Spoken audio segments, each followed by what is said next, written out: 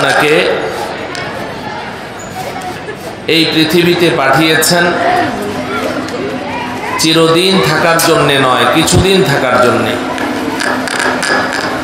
আমরা কেউ চিরদিন এই পৃথিবীতে থাকব না। এক সময় এই পৃথিবীতে ছিলাম না, আবার এক সময় এই পৃথিবীতে থাকব না। প্রশ্ন জাগে, যখন আমরা এই পৃথিবীতে থাকব না তখন কোথায় যাব? এই প্রশ্নের একেবারেই সহজ সরল জবাব হচ্ছে যে আমাদের আসল ঠিকানা, আসল বাড়ি যেহেতু জান্নাত, আমাদের আব্বাজান হযরতে আদম আলাইহিস সালাম, আম্মাজান হযরতে হাওয়া আলাইহিস সালাম, আমাদের আব্বা আম্মার বাড়ি যেহেতু জান্নাত, অতএব আমাদের আসল বাড়ি, আসল ঠিকানাও জান্নাত। আব্বা আম্মা জান্নাতে ছিলেন, কোনো কারণবশত আল্লাহ পাক আব্বা আম্মাকে দুনিয়াতে পাঠিয়েছেন, তবে চিরদিনের জন্যে নয়, কিছুদিনের জন্যে। আল্লাহ রব্বুল আলামিন আব্বা আম্মাকে এই কথা বলে পাঠিয়ে দিয়েছেন, ফাইম্মা ইয়াতিয়ান্নাকুম মিন্নি হুদা ফামান তাবিআ হুদায়া ফালা খাউফুন আলাইহিম ওয়ালা হুম ইয়াহজানুন। আদম হাওয়া, তোমরা তোমাদের সন্তানদেরকে বলে দিও এই পৃথিবীতে আমি আল্লাহ তাদের কাছে ওই যে জান্নাতের বাড়ি তোমাদের হাতছাড়া হয়ে গেল, এই জান্নাতের বাড়িকে আবার পুনরুদ্ধার করার জন্যে, জান্নাতের বাড়ির মালিকানা আবার ফেরত পাওয়ার জন্যে আমি আল্লাহ তোমাদের মাধ্যমে, নবী রাসূল পয়গম্বরগণের মাধ্যমে তাদের কাছে কিছু ব্যবস্থাপত্র পাঠাবো, হেদায়েত নামের ব্যবস্থাপত্র পাঠাবো। আমার দেয়া এই ব্যবস্থাপত্র মতে তোমাদের সন্তানরা যারা নিজেদেরকে গড়বে, আমার দেয়া ব্যবস্থাপত্র যারা সাদরে গ্রহণ করে নিবে, তাদেরকে বলে দিও ফালা খাউফুন আলাইহিম ওয়ালা হুম ইয়াহজানুন। তাদের কোনো টেনশন নেই, তাদের কোনো ভয় নেই। আমি আল্লাহ তাদেরকে কিছুদিনের জন্য দুনিয়াতে পাঠিয়েছি। যদি আমার দেয়া ব্যবস্থাপত্র মতে তারা নিজেদেরকে প্রস্তুত করে হাসরের ময়দানে আমার আদালতের কাঠগড়ায় এসে দাঁড়াতে পারে, তো আমি আল্লাহ ওয়াদা করছি তোমাদের সেই আসল বাড়ি জান্নাত আবার তোমাদের মাধ্যমে তোমাদের সন্তানদের হাতে আমি আল্লাহ ফেরত দিয়ে দিব। মুহতারাম হাজরিন, তো এই দুনিয়ার জীবন এটা আখিরাতের জন্যে, দুনিয়ার জিন্দিগি আখিরাতের জিন্দিগির জন্যে, দুনিয়ার জিন্দিগি দুনিয়ার জন্যে নয়। আমরা দুনিয়াতে চিরদিন থাকতে আসিনি, আর থাকতে চাইলেও থাকতে পারবো না। এখন প্রশ্ন হলো যে আল্লাহ রব্বুল আলামিন এই জান্নাতে যাওয়ার জন্যে, জান্নাতের বাড়ির মালিকানা আবার ফেরত পাওয়ার জন্যে আমাদের কাছে কি ব্যবস্থাপত্র পাঠিয়েছে? আল্লাহ তো ওয়াদা করেছেন যে আমি তোমাদের মাধ্যমে তোমাদের সন্তানের কাছে আমি কাগজপত্র, ব্যবস্থাপত্র সবকিছু পাঠাবো, যেন জান্নাতের বাড়ির মালিকানা আবার তারা ফেরত পেতে পারে। প্রশ্ন হলো সেই ব্যবস্থাপত্র কি? এটা আমরা কমবেশি সবাই বলতে পারবো। আল্লাহ পাকের দেয়া ব্যবস্থাপত্রের নাম হলো আল কোরআনুল কারীম। বলেন কি নাম? আল কোরআনুল কারীম। এই কোরআন নামের এই কিতাব, এই ব্যবস্থাপত্র, এটা আল্লাহ রব্বুল আলামিন নাযিল করেছেন হযরতে জিবরাইল আলাইহিস সালামের মাধ্যমে নবী পাক সাল্লাল্লাহু আলাইহি ওয়াসাল্লামের পবিত্র সিনা মুবারকে আল্লাহ পাক দীর্ঘ 23 বছর সময় নিয়ে যখন যতটুকু প্রয়োজন হয়েছে আল্লাহ পাক হযরতে জিবরিল আলাইহিস সালামের মাধ্যমে নবীজির ওই পবিত্র সিনা মুবারকে এটাকে অবতীর্ণ করেছেন। 114 সূরা সম্বলিত এই পবিত্র কোরআনে কারীম, এটাই হচ্ছে ওই ব্যবস্থাপত্র, যেই ব্যবস্থাপত্র গ্রহণ করতে আল্লাহ আমাদেরকে বলেছেন, যেই ব্যবস্থাপত্র গ্রহণ করলে আল্লাহ পাক আমাদেরকে জান্নাতের মালিকানা আবার হাতে ফেরত দিয়ে দিবেন, এই মর্মে আল্লাহ পাক ওয়াদা করেছেন। আল্লাহ পাকের ওয়াদা এটা কি ভঙ্গ হওয়ার কোনো সম্ভাবনা আছে? ইন্নাল্লাহা লা ইউখলিফুল মিআদ, আল্লাহ পাক তার ওয়াদা কখনো ভঙ্গ করেন না, এটা সম্ভব নয়। আমার প্রিয় ভাইয়েরা, তো এই যে কোরআনে কারীম, এই যে কিতাব, এই যে চিঠি, এই যে পত্র, এটা কে পাঠিয়েছেন? জোরে বলেন। আল্লাহ পাঠিয়েছেন। কাদের কাছে পাঠিয়েছেন? আমাদের কাছে। বলেন না কাদের কাছে? আমাদের কাছে। আমাদের আল্লাহ একটা চিঠি পাঠিয়েছেন। আচ্ছা বলুন, আপনার খুব প্রিয় মানুষ, প্রিয়জন, আপনার সবচাইতে প্রিয়জন, আপনি যাকে সবচাইতে বেশি ভালোবাসেন, সেই প্রিয়জনের পক্ষ থেকে আপনার কাছে একটা চিঠি এসেছে। আপনার প্রেমাস্পদ আপনার কাছে একটা চিঠি পাঠিয়েছে, কিন্তু যেই চিঠিটা আপনার কাছে পাঠালো, আপনার মাতৃভাষা ওই চিঠির ভাষা এক না।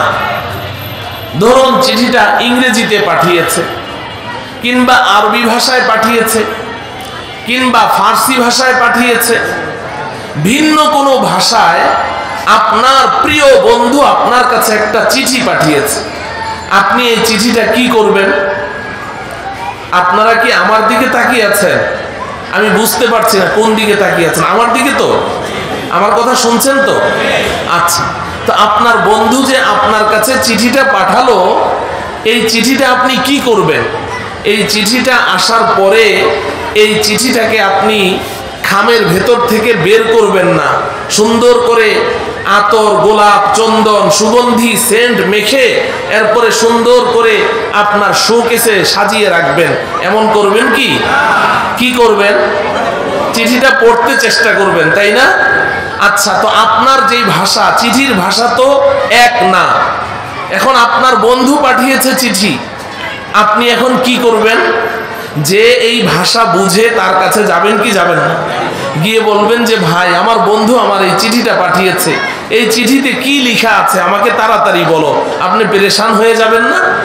পেরেশান হয়ে যাবেন তো এই চিঠিটা পড়ার জন্য, কারণ আপনার প্রিয়জন, আপনার প্রেমাস্পদ, এটার মধ্যে কি মেসেজ দিয়েছে আপনাকে, তার সাথে মিলনের মেসেজ, তার সাথে কথা বলার মেসেজ, তাকে পাওয়ার মেসেজ, এই মেসেজগুলো আপনাকে দিয়েছে।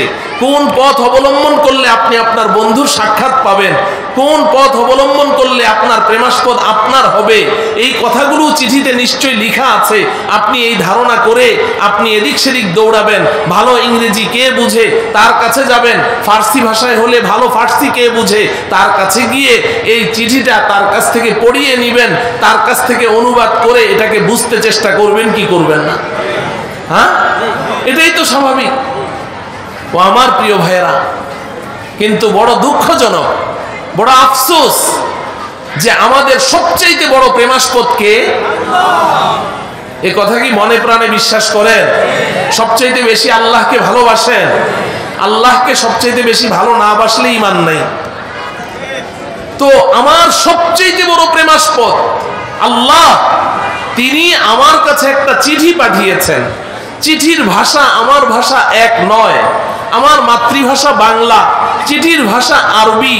এই চিঠিটা আমার কাছে পাঠালেন আল্লাহ রব্বুল আলামিন, আমার সবচাইতে বড় প্রেমাস্পদ, সবচাইতে আপনজন। আল্লাহ রব্বুল আলামিন বলেন, ওয়া নাহনু আকরাবু ইলাইহি মিন হাবলিল ওয়ারিদ। এই দুনিয়ার বনি আদম, এই আদম সন্তানেরা, এই ইমানদার মুসলমানেরা, তুমি নর হও আর নারী হও, শুনো শুনো, আমি আল্লাহ তোমার কত কাছে আছি জানো? তোমার হাড়ের সাথে যে রগগুলো আছে এগুলোকে হাবলুল ওয়ারিদ বলা হয়। চিকিৎসা বিজ্ঞানের ভাষায় হাবলুল ওয়ারিদ, তোমার হাড় যে আছে এই হাড়ের সাথে রিলেটেড যেই রগগুলো আছে, এই রগগুলো তোমার হাড়ের যত নিকটে, আমি আল্লাহ তোমার তার চেয়েও বেশি নিকটে আছি। এত কাছে আমার আল্লাহ, আমার আল্লাহ আমার এত কাছে, আমার আল্লাহ আমার এত কাছের প্রেমাস্পদ। এত ভালো বন্ধু। আল্লাহু ওয়ালিয়ুল্লাযীনা আমানু, আল্লাহ বলছেন যারা ঈমান এনেছে আল্লাহ তাদের বন্ধু। আল্লাহর চেয়ে ভালো বন্ধু আর কেউ হতে পারেই না, হওয়ার কোনো যোগ্যতাই নেই। আমার আল্লাহ আমার এত ভালো বন্ধু যে আমি রাতে যখন নিদ্রায় ঘুমিয়ে থাকি আমি তো মৃত্যু কোলে ঢলে পড়ি। নিদ্রা এটাও তো এক প্রকারের মৃত্যু। আমার নাকের ছিদ্রি খোলা, আমার কানের ছিদ্রি খোলা, আমি হা করে ঘুমাচ্ছি। যে কোনো ধরনের পোকামাকড় বিষাক্ত কীট আমার ভেতরে ঢুকতে পারে, যে কোনো বিষাক্ত পোকামাকড় আমাকে আক্রমণ করতে পারে। আমাকে পাহারা দেওয়ার জন্যে আমার আল্লাহ তো ঘুমান না, আমার আল্লাহ তো ঘুমান না। তিনি আমার এত ভালো বন্ধু, আমাকে পাহারাদারি করেন, আমার যেন কোনো কষ্ট না হয়, আমাকে পাহারাদারি করেন। আমার আল্লাহ এক মুহূর্তের জন্য তো ঘুমান না। লা তাখুযুহু সিনাতুন ওয়ালা নাওম, আল্লাহ পাক তো ঘুম তো দূরের কথা, তন্দ্রাচ্ছন্নতাও আল্লাহকে আক্রান্ত করতে পারে না। আমার এত ভালো বন্ধু, সর্বাবস্থায় তিনি আমার সব কিছু যোগান দিয়ে চলছেন। আমি বারবার তার থেকে মুখ ফিরিয়ে নিচ্ছি, আমি তার দিকে ফিরেও তাকাচ্ছি না, কিন্তু আমার সব ব্যবস্থাপনা তিনি করেই যাচ্ছেন। এই ভালো বন্ধু আমার কাছে চিঠিটা পাঠালেন, কিন্তু আমি সেই চিঠিটা একটু খুলেও দেখলাম না, পড়তেও চেষ্টা করলাম না। ও আমার প্রিয় ভাই, আল্লাহ রাব্বুল আলামিন তো বলেছেন ওয়ানুনাজ্জিলু মিনাল কুরআন মা হুয়া শিফাউন লিন-নাস ওয়া রাহমাতুল লিল মুমিনিন। আল্লাহ পাক যেই কোরআন নাযিল করেছেন এটার মধ্যে সমস্ত মানুষের আরোগ্য আছে, সমস্ত রোগের আরোগ্য আছে, চিকিৎসা আছে। ও বলেন তো দেখি, একজন ডাক্তারের কাছে আপনি গিয়েছেন, ডাক্তার আপনাকে প্রেসক্রিপশন লিখে দিয়েছে, মেডিসিন লিখে দিয়েছে, আপনি সারাদিন এই প্রেসক্রিপশনটা বসে বসে 1000 বার পড়েন, আপনার রোগ কি ভালো হবে? এই প্রেসক্রিপশন যতবার পড়েন কোনো লাভ হবে? এই প্রেসক্রিপশনটা পানিতে ধুয়ে আপনি পানি খান, কোনো লাভ হবে? আপনার চিকিৎসা হবে এটার দ্বারা? না। এই প্রেসক্রিপশনের মধ্যে যে ঔষধ লেখা আছে ঔষধগুলো কিনে খেতে হবে, ঠিক কিনা ভাই? তো ডাক্তারের প্রেসক্রিপশন এটা পড়লে রোগ ভালো হয় না, কিন্তু কোরআনে কারীম আল্লাহ পাক এমন এক প্রেসক্রিপশন দিয়েছেন এটা শুধু পড়লেই আপনার রোগ ভালো হয়ে যায়, পড়লেই ভালো হয়ে যায়। এটা এমন কিতাব, এটা শুধু তেলাওয়াত করলেও লাভ, শুধু তেলাওয়াত করলেও লাভ।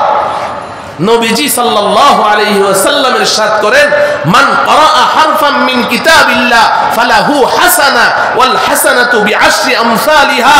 নবীজি বলেন কোরআনে কারীমের একটা অক্ষর যদি কেউ পড়ে, একটা অক্ষর যদি পড়ে, সাথে সাথে তাকে আল্লাহ পাক একটা নেকি দিয়ে দেন। ওয়াল হাসানাতু বিআশরি আমসালিহা, আর একটা নেকিকে আল্লাহ পাক বাড়াতে বাড়াতে 10 গুণ বাড়িয়ে তাকে 10টা নেকি তার আমলনামায় লিখে দেন। নবীজি বলেন লা আকুলু আলিফ লাম মিম হারফুন বাল আলিফুন হারফুন ওয়া লামুন হারফুন ওয়া মিমুন হারফুন। নবীজি বলেন হে আমার উম্মত শুনো, আমি এই কথা বলছি না আলিফ লাম মিম একটা অক্ষর, না না, তুমি যখনই আলিফ লাম মিম পড়েছো তুমি একটা অক্ষর পড়োনি, বাল আলিফুন হারফুন ওয়া লামুন হারফুন ওয়া মিমুন হারফুন, বরং আলিফ পড়েছো একটা অক্ষর পড়ে ফেলেছো, লাম পড়েছো আরেকটা অক্ষর পড়েছো, মিম পড়েছো আরেকটা অক্ষর পড়েছো। অতএব তুমি যখনই আলিফ লাম মিম বলেছো সাথে সাথে তোমার আমল নামায় 3 10 30টা নেকি লেখা হয়ে গেছে। এত সুন্দর প্রেসক্রিপশন আল্লাহ পাক আমাকে আপনাকে দিয়েছেন, এত সুন্দর কিতাব আমাকে আপনাকে দিয়েছেন। ও আমার প্রিয় ভাইয়েরা, আজকে আমরা এই মুসলমানদের যত অধপতন, এই অধপতনের কারণ আমরা খুঁজে বের করতে চেষ্টা করছি।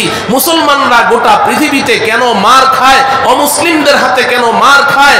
যেখানে মুসলমান সংখ্যালঘু সেখানে তো মার খাচ্ছেই, কিন্তু আমাদের বাংলাদেশে 92% মুসলমান, এরাও এখন সংখ্যালঘুদের হাতে মার খায়। কারণ কি? কারণ কি? কারণ তালাশ করে আমরা খুঁজে পাচ্ছি না। এক একজন এক এক কারণ বলি, যে আমরা পাশের দেশের ভয়ে কিছু বলতে পারি না, দাদা বাবুদের গোলামি করছি, এই করছি সেই করছি, আরে কত ধরনের কারণ বের করছি। না না, এগুলো কোনো কারণ নয়। আসল কারণ, ও মুসলমান, আল্লাহ পাক আমাদেরকে যেই নুসখা দিয়েছেন, যেই চিঠি দিয়েছেন, যেই প্রেসক্রিপশন দিয়েছেন, ওই প্রেসক্রিপশনের সাথে আমাদের ন্যূনতম কোনো সম্পর্ক নাই। আমরা ওই প্রেসক্রিপশন থেকে দূরে সরে গেছি।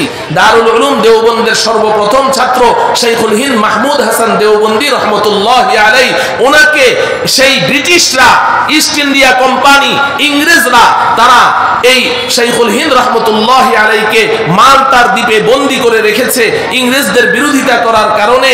সেখান থেকে যখন বন্দিত্ব জীবন যাপন, জেল, জুলুম, নির্যাতন, ইংরেজদের সেই অমানবিক জুলুম নির্যাতন বরদাস্ত করে যখন সেখান থেকে শাইখুল হিন্দ রহমতুল্লাহ আলাইহি বের হয়ে এসেছেন, আসার পরে বললেন যে আমি এই জেলখানায় বসে বসে চিন্তা করেছি মুসলমানদের অধপতনের কারণ কি, সব জায়গায় মুসলমান কেন নির্যাতিত, কেন দিন দিন মুসলমানরা অমুসলিমদের কাছে, যেখানে মুসলমানদের নাম শুনলে অমুসলিমরা, আল্লাহর দুশমনেরা থরথর করে কাঁপতে থাকে।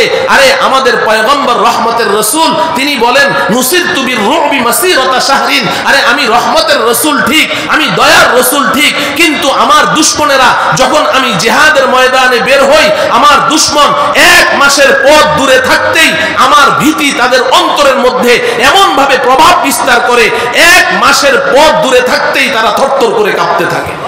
আমরা তো সেই রসুলের উম্মত, কিন্তু এখন আমাদের ভয়ে তো অমুসলিমরা কাঁপে না, আমরা তো অমুসলিমদের ভয়ে কাঁপছি। শাইখুল হিন্দ রহমতুল্লাহি আলাইহি বলেন এর কারণ আমি খুঁজে পেয়েছি, দুইটা কারণ আমার কাছে বুঝে এসেছে। এক নাম্বার হলো আল্লাহ রব্বুল আলামিনের যে কিতাব, আল্লাহ পাক আমাদের কাছে যে পত্র পাঠিয়েছেন, এই কোরআনের সাথে আমাদের সম্পর্ক বিচ্ছিন্ন হয়ে গেছে, কোরআনের সাথে আমাদের সম্পর্ক নেই। আর দুই নাম্বার কারণ হলো মুসলমানদের খানা জঙ্গি, পারস্পরিক মতানৈক্য, ঐক্য না থাকার কারণে, ইত্তেফাক না থাকার কারণে, মুসলমানরা ছোট ছোট বিষয়ে নিজেদের মধ্যে অনৈক্য করার কারণে আজকে অমুসলিমরা তাদের ঘাড়ে চেপে বসেছে। ও আমার প্রিয় ভাই, এজন্য আমি আজকে আপনাদেরকে দাওয়াত দিচ্ছি। মাহফিল আমরা কত শুনি, মাহফিলে আসি, ওয়াজ নসিহত শুনি, কিন্তু আমাদের মধ্যে কোনো পরিবর্তন আসে না, কোনো পরিবর্তন আসে না। কতক্ষণ শুনি আর পরে চলে যাই, কিন্তু আগে যেমন ছিলাম তেমনই রয়ে গেলাম, কোনো পরিবর্তন তো আসলো না। এই পরিবর্তনের জন্য শর্ত হলো আল্লাহ পাকের এই কিতাব, যেই চিঠি আল্লাহ আমাদের কাছে পাঠিয়েছেন, এটার সাথে সম্পর্ক জুড়তে হবে। এই সম্পর্ক তিন ভাবে জুড়তে হবে। কয় ভাবে বলেন, কয় ভাবে? শাইখুল হিন্দ রহমতুল্লাহ আলাইহি লিখেছেন, আমি বড়দের কথা শুনিয়ে যাচ্ছি, আমি এখানে 9:45 পর্যন্ত সময় দেওয়ার কথা, সময় পার হয়ে গেছে, আমার অনেক দূরে যেতে হবে। তো হযরতুল উস্তাদ এসেছেন, অসুস্থ, আপনারা দেখেছেন। হযরতুল উস্তাদের জন্য সকলেই দোয়া করবেন, আল্লাহ রাব্বুল আলামিন যেন উস্তাদজিকে সম্পূর্ণ সুস্থ করে দেন। তো মুহতারাম হাজিরিন, শাইখুল হিন্দ রহমতুল্লাহ আলাইহি বলেছেন তিন ভাবে সম্পর্ক জুড়তে হবে। এক নাম্বার হলো নিয়মিত তেলাওয়াত করতে হবে। কোরআনের সাথে প্রথম সম্পর্ক কি? কথা বলেন। নিয়মিত তেলাওয়াত করতে হবে, তেলাওয়াত করতে হবে। আমরা কোরআন তেলাওয়াত করি না, কোরআনকে সুন্দর মতো তাকের মধ্যে সাজিয়ে রাখি। এমন কিছু মানুষ তো মুসলমান এমন আছি যে আমরা কোরআনটা তেলাওয়াত করতে জানিও না, কোরআনটা তেলাওয়াত করতে জানিও না। বড় আফসোস, নিজেকে ইমানদার দাবি করছি, নিজেকে ইমানদার দাবি করছি, আল্লাহর কাছে মুনাজাত করি, কিছু চাই, যদি আল্লাহ না দেয় তো আল্লাহর বিরুদ্ধে অভিযোগ শুরু করে দেই যে নামাজ তো পড়ি, নামাজ তো পড়ি, আল্লাহর কাছে তো চাই, আল্লাহ তো দেয় না, আল্লাহর বিরুদ্ধে অভিযোগ শুরু করি। কিন্তু হতভাগা মুসলমান কোরআনটাই তেলাওয়াত করতে জানে না। এজন্যে প্রথম কথা হলো কোরআনের সাথে আমাদের সম্পর্ক হবে কিসের মাধ্যমে? তেলাওয়াতের মাধ্যমে। বলেন কিসের মাধ্যমে? কোরআন শরীফ যদি আমি শুধু তেলাওয়াত করি, লাভ আছে না নাই? হ্যাঁ, আমি শুধু তেলাওয়াত করে যাব, লাভ আছে না নাই? আছে। নবীজির হাদিসটা তো আপনাদেরকে শোনালাম যে শুধু একটা হরফ পড়ো 10 নেকি, দুইটা হরফ পড়ো 20 নেকি, তিনটা হরফ পড়ো 30 নেকি, শুধু তেলাওয়াত করে গেলেই লাভ।